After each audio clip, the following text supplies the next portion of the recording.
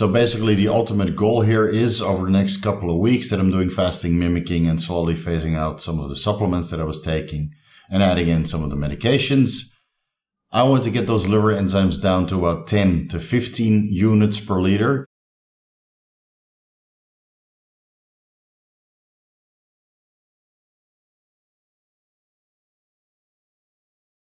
Welcome to Vigorous Health. I'm Coach Steve. This is part 2 of part 4 of the post-cycle therapy and non-alcoholic fatty liver disease video series. Yesterday I already covered the post-cycle therapy in a separate video, which is now pretty much concluded. So I would say that the PCT was successful. I ended up at my lowest point around 440 nanograms per deciliter on my total testosterone levels. And as of this weekend, I was 515 nanograms per deciliter. So I'm floating around 400 to 500 nanograms per deciliter, which is pretty much in the middle of the range. And I would say that my post-cycle therapy was successful. But the non-alcoholic fatty liver disease remains. So let's go straight into the blood work that I performed last weekend.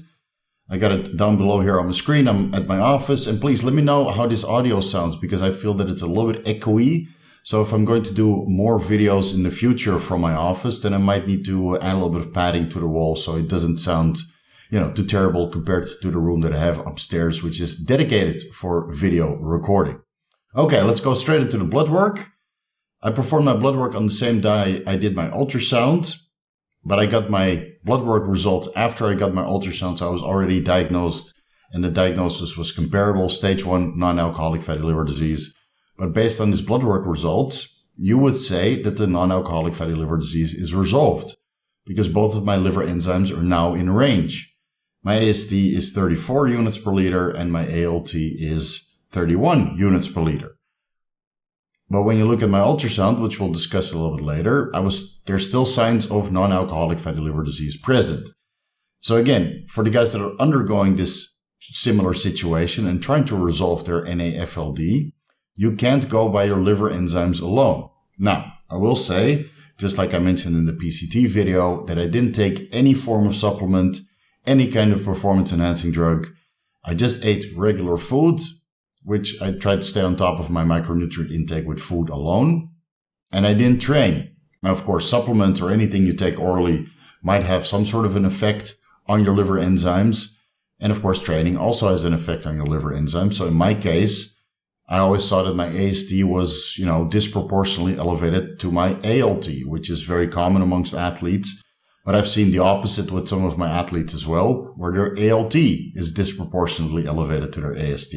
So in my case, usually my AST was about 50% higher or 150% of the ALT. And now they're pretty much identical because I didn't train. And again, I didn't take any supplements. So right now, 30 units per liter, which is good. I already reintroduced most of the supplements that I was taking to resolve the non-alcoholic fatty liver disease. Now, what I was a little bit worried about is discontinuing the vitamin E because I read several studies that discontinuing the vitamin E was shown to increase liver enzymes in various stages of non-alcoholic fatty liver disease when that was examined separately and with a combination medication, which I can't really remember. It's similar to metformin, I believe. It's an anti-diabetic medication. So both comparisons showed that vitamin E discontinuation raised liver enzymes, and whether that was after 6 months of treatment or 12 months of treatment or 18 months of treatment in an attempt to resolve the non-alcoholic fatty liver disease, liver enzymes went up again. But in my case, after 2 weeks of vitamin E discontinuation, and I was running a pretty hefty dose, 800 IUs per day, my liver enzymes didn't go up. Actually, they went down. And whether that comes from stopping the training or taking out all the supplements and the performance-enhancing drugs, I don't feel that growth hormone has a negative effect on your liver enzymes. And when you compare my liver enzymes before and after the turkesterone experiment, you see that they're pretty much the same. So turkesterone didn't raise my liver enzymes, and neither did it on my wife's blood work results. So let's go over the ultrasound results, which were performed 4.5 months ago and 3 weeks ago. And I'll put them side by side on the screen so you guys can see, the comparison by yourself. And again, guys, I'm sorry it took so long, but the hospital where I performed the initial ultrasounds and where I was diagnosed with non-alcoholic fatty liver disease It took them a very long time to release the digital readouts because they asked them for a second opinion after I received the second ultrasound 3 weeks ago.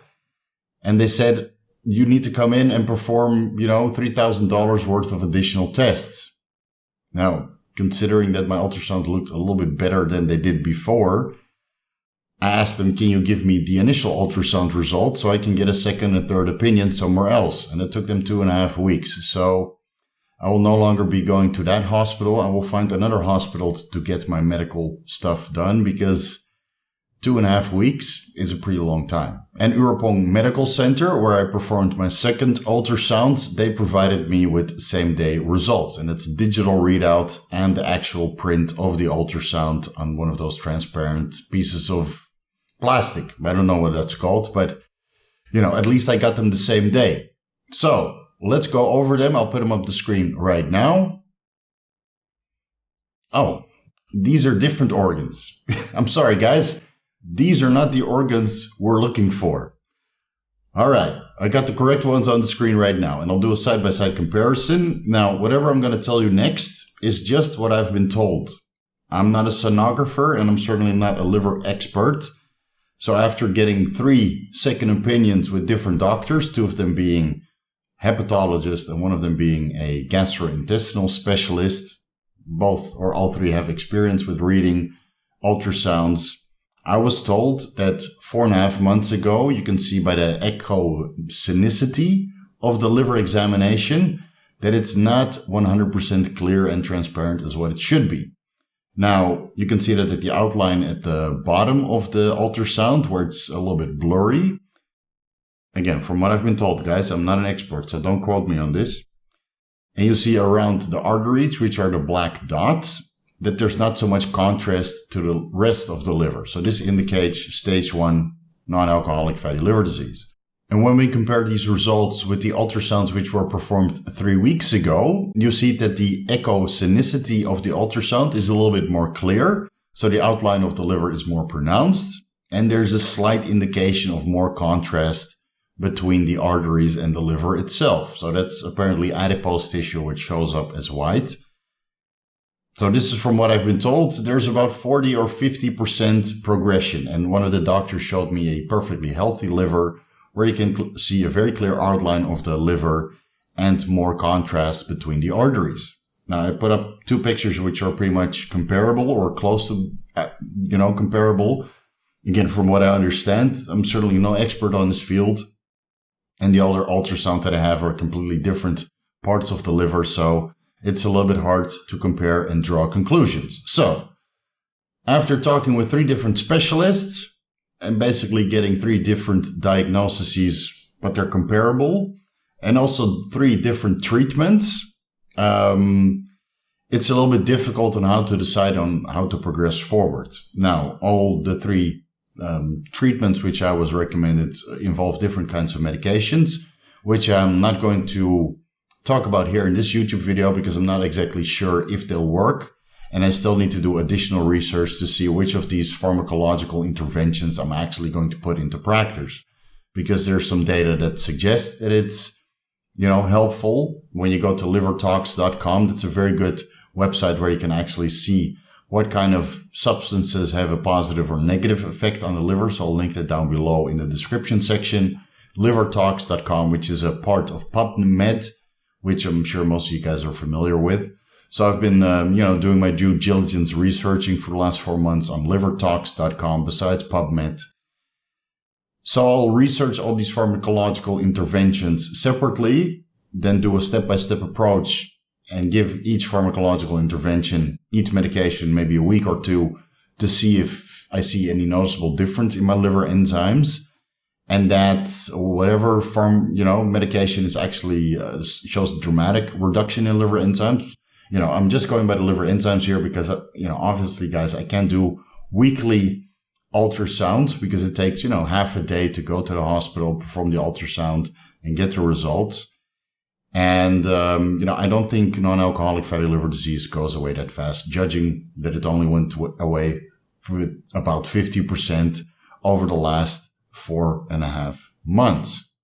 So I'll just go by the liver enzymes and probably do blood work every 2 weeks or 1 week, depending on which direction I'm going with the medication. And in the meantime, I will finish whatever supplementation protocol I was on, but I will go down to a bit of a lower dose. Again, because my liver enzymes went down by not training and not taking any supplements for the last 2 weeks. So I will stay on a maintenance dose until those supplements run out. So I'll display the updated supplement protocol that we'll do going forward on the screen. So you see that some of the supplements have now been reduced, and I will just keep them at a maintenance dose until this non-alcoholic fatty liver disease is resolved. Now, I discussed with 2 of the hepatologists the following protocol, and they both pretty much agreed, even though there's no real data to support that it's going to work. But judging from my past experience with fasting, I'm going to do the following for however long I can stomach it. And that's basically a fasting mimicking diet where I only eat vegetables. Now, I've done fasting in the past where I get my fiber intake from psyllium husk powder or inulin or acacia gum or glucosamine fiber. All have different effects on the body. I prefer psyllium husk powder, which is easy to take, but it's not very sustainable on your hunger levels. I still like to have something in my stomach, so I'm just going to turn myself into a rabbit by eating vegetables and vegetables alone. So no real dietary fat besides whatever I get from some olives. I'll still eat pickles because I like to keep my sodium intake high while I'm fasting and while I'm following a ketogenic diet. There will be no dietary protein and no real direct fat sources, no real direct carbohydrate sources, besides what I can find in the vegetables. Now, that will contain a decent amount of fiber to help with bile acid excretion, because that's part of the pathway in how the liver gets rid of fat. So part of that goes through the bile acids. I'll use vegetables to bind up those bile acids. And I'm not really sure how long I can sustain this protocol. I mean, we're at day 4 right now, and so far I feel good, but I've done 5.5 day fasts. And usually by the time I hit the 5th or 6th day, I start to get a little bit cognitively impaired. So I'm just going to take it day by day. Hopefully I can make it up to a month until, the next moment in time when I have an ultrasound scheduled. So I feel that a month in time is pretty doable to see a dramatic result on ultrasounds. And that's what the hepatologist told to me as well. They said, listen, if you're really going to fast for a month and not have any dietary protein, carbs, and fats directly, a month should be more than enough time to see a dramatic reduction in non-alcoholic fatty liver and, see a better echosonicity on the ultrasound results. So that's what I'm going to do. My wife will be the deciding factor on when I pull the plug. Personally, I'm going to take it day by day.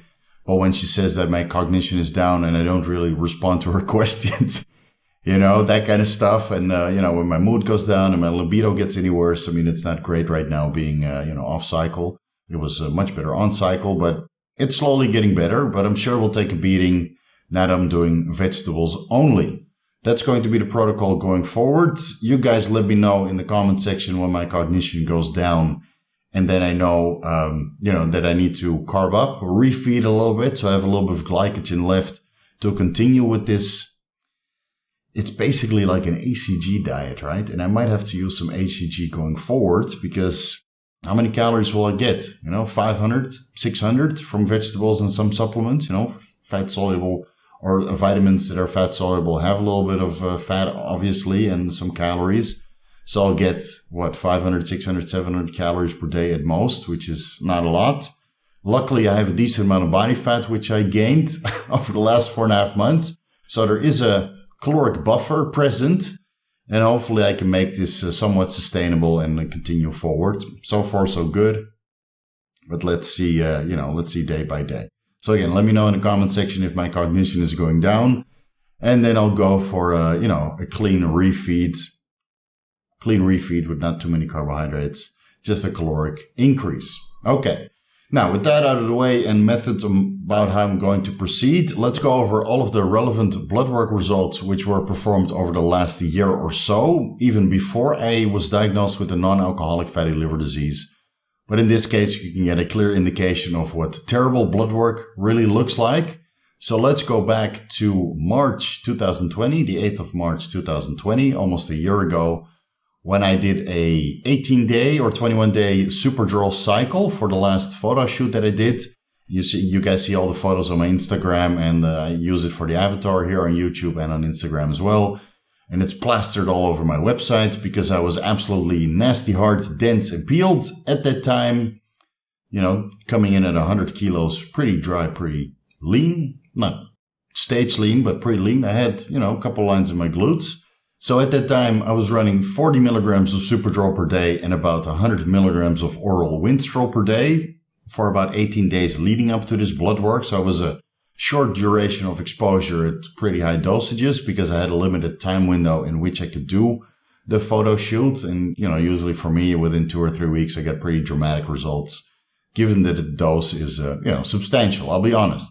And again, guys, those are pretty heavy dosages, but certainly not unheard of in competitive bodybuilding. And since I'm still coaching several competitive bodybuilding, I gotta practice certain protocols, and, I feel that it worked out pretty well considering I was not in 100% conditioning. And I've used comparable protocols with some of my clients that ended up competing afterwards. And again, they won their show. So sometimes you gotta raise your liver enzymes a little bit in order to get a trophy or a pro card or prize money, right? Or a sponsorship. Sometimes it's warranted, and I have to experiment that on myself first before I recommend anything comparable to some of my clients. So at the time, my AST was 185 units per liter. Now, this is not the worst that I've seen. Trust me, I've seen a lot of blood work over the years. I've seen up to 300, 400 units per liter after, 2 weeks, 3 weeks of Superdrol or halotestin. The ALT came at 101 units per liter. So again, the discrepancy here is mostly related to training. My AST is about 150% higher than my ALT. And I'm sure if I were to discontinue training, both liver enzymes would come down a little bit, but not dramatically. Again, most of these liver enzymes come from the Superdrol, the Winstrol. Both of them I was taking orally. And some of these elevated liver enzymes came from the non-alcoholic fatty liver disease, which was at that time undiagnosed, but most likely already present, given that my liver enzymes were chronically elevated for at least 2 years before I was diagnosed. Now, when we fast forward to when I was diagnosed with non-alcoholic fatty liver disease at the beginning of October, you see that my liver enzymes came down from the time that I was running Superdrol and Winstrol, but not that dramatically. So the difference here is that my training intensity went up between the time I was doing in preparation for a photo shoot, obviously, because my caloric intake wasn't that high. I didn't do any back-off sets, so maybe the training volume was a lot higher. My working weights were a lot higher because my caloric intake was higher, even though my overall performance-enhancing drug intake was significantly lowered. So my AST came down from 185 units per liter to 126 units per liter from beginning of March to beginning of October. And my ALT came down only from 101 units per liter to 93 units per liter. So that's a very small drop. So I think liver enzymes stayed artificially inflated by increasing the training intensity and because the non-alcoholic fatty liver disease is present. So some of the elevated liver enzymes came from running the oral steroids in the past, and then they stayed elevated by increasing training intensity. And of course, because the non-alcoholic fatty liver disease was present. Now, at that time, beginning of October, I was diagnosed. I went off all PEDs and I changed my supplementation protocol in order to resolve it. Then at the beginning of November, about a month after being diagnosed with non-alcoholic fatty liver disease and starting to get more proactive in an attempt to resolve it, I ordered several supplements in the meantime, but some of them arrived within a week and others took like 3 weeks to arrive. So I started sprinkling in the supplements in an attempt to resolve it in here and there. And you see that the liver enzymes are slowly coming down. You see a marginal improvement. Again, I still kept training balls to the wall at this time because I still had plenty of hormones in my system, even though they were declining. So my AST came down from 126 to 119, marginal reduction, and the same for the ALT, came down from 93 to 79.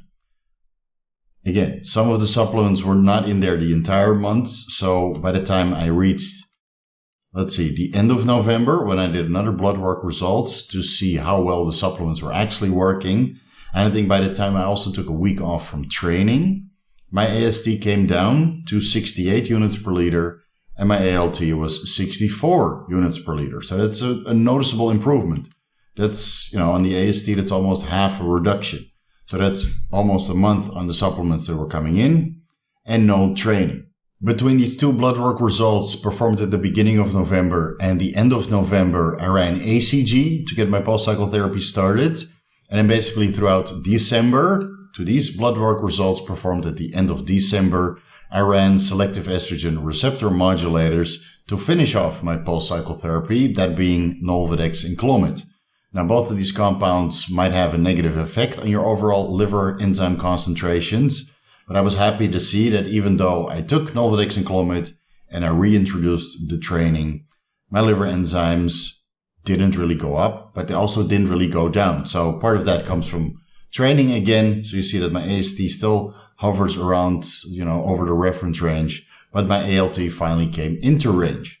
And again, that's on selective estrogen receptor modulators and training somewhat intensely. Again, by that time my strength was pretty much declining and my serum total testosterone concentrations were 440 nanograms per deciliter.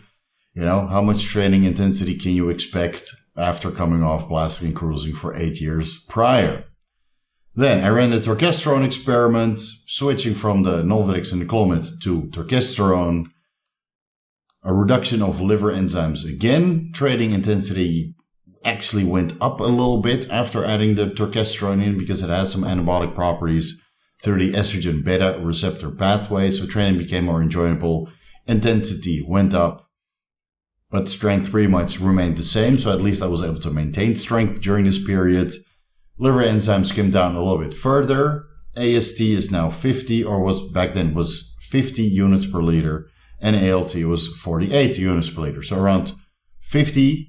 And then 2 weeks later, to last weekend, after 2 weeks of no supplements, no performance enhancing drugs, and no training, my liver enzymes are finally both in range around 30 to 35 units per liter.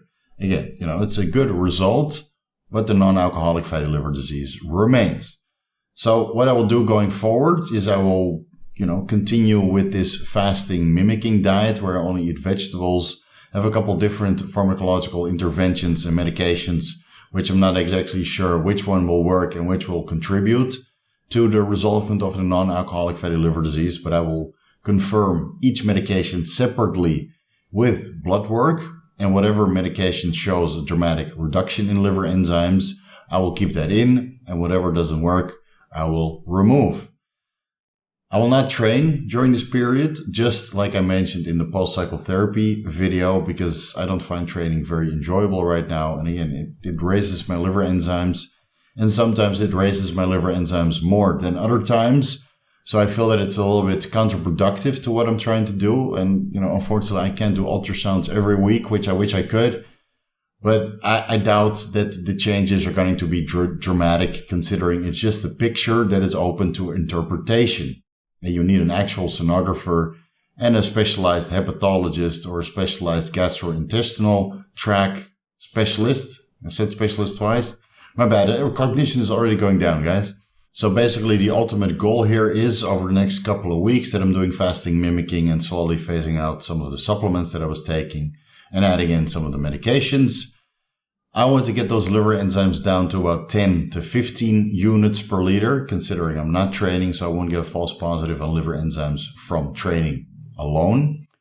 But liver enzymes will still go up from the medication or the supplements because they're passing the liver. So I might do some of the supplements sublingually to reduce liver stress the most I can. But again, some of those supplements or medications are pretty much unpalatable. And I doubt I can really absorb everything through the sublingual route. So that's pretty much the update regarding the non-alcoholic fatty liver disease. It might be a while before I do another update video because, again, I want to see those liver enzymes down into the 10, 15 units per liter range. Then I will do another ultrasound, get another triple opinion from the same 3 hepatologists and gastrointestinal specialists. And then I will put up another video and hopefully, double fingers crossed, by the time it's finally resolved. Because I'll be honest, I'm a little bit of a hypochondriac, as I'm sure most of you guys are already, familiar with by now. But walking around, not being 100% healthy, I don't find that very enjoyable. Now, I'm very happy. I'm very, very happy that I was able to recover and get, my testicular function back up to the highest it could potentially be at this age, considering I just finished the 8 years of blasting and cruising. So I'm very happy with that. I'm very thankful and maybe very lucky that I was able to recover, even though training is, not very enjoyable on 400 nanograms per deciliter. Even though I'm using a little bit of growth hormone for anti-aging purposes and to promote lipolysis while I'm doing this fasting mimicking diet, and whether that's lipolysis from the body fat stores or the actual fat in my liver, hopefully it will be the latter, but I'm probably losing a majority of, adipose tissue and visceral fat. Again, non-alcoholic fatty liver disease, even with very extreme approaches like this, might still take weeks or months to resolve. So let's see how long I can sustain this approach going forward. You guys let me know when the cognition is going down. And if I skip a day in my daily YouTube upload schedule, I'm sorry. It probably is a bad day for me and I'm not in the right mood to get a video done. So I will continue to work on my cardiovascular endurance on the elliptical, getting in 30 minutes per day. My heart rate right now is hovering around 150 beats per minute because, again, my cardiovascular endurance went down over the last couple of months as my training intensity and capacity went down without exogenous hormones. So I'll try to improve that. Hopefully that will result in a little bit more lipolysis as well. And fat loss, whether that comes from the subcutaneous or the adipose tissue, or the visceral fat, if any is still present, or the liver, or maybe other tissues of the body where fat deposits are present. So we'll continue to do that. Hopefully by the time I'm ready to get back on the bodybuilding bandwagon, my cardiovascular endurance will be absolutely phenomenal, and I will be able to do strenuous workouts without too much effort. Stay tuned. Hopefully it'll be sooner than later, because I'm already missing bodybuilding as part of my life. But again, I'm trying to focus on business right now, and business is doing very well.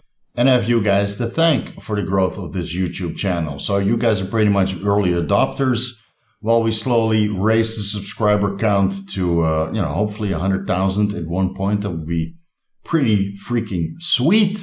Thank you for your likes. Also, thank you for your dislikes. We have 5 dislikers at the moment. Hopefully I can convert you to likers maybe at one point in the future. And if you're a frequent disliker, feel free to let me know why. There's always room for improvement. Just like all those timestamps which are now present after a couple guys mentioned that 40-minute videos were not acceptable without timestamps. So here they are. You can skip ahead or skip previous as you desire, because most of the recent videos have now timestamps. Thank you for all your purchases, whether that's ebooks or signing up for coaching or scheduling consultations. If you didn't buy an ebook yet, head over to VigorousSteve.com for the most comprehensive guides to bodybuilding pharmacology you can pretty much find anywhere, containing 20 years of experience from yours truly. So it's not just drug profiles. It's actual experience that you can incorporate for yourself and do bodybuilding as healthy as possible. Now, you would say non-alcoholic fatty liver disease is not healthy. Yes, I agree. That's why I'm being 100% transparent. But apparently 25% of the people out there also have non-alcoholic fatty liver disease. So I'm almost in the majority of the people. Unfortunately, I'm trying to resolve it the best way I see possible. Vigorous crew, you guys are awesome. Thank you guys so much for your support. And thank you all for watching. I'll see you guys in the next video.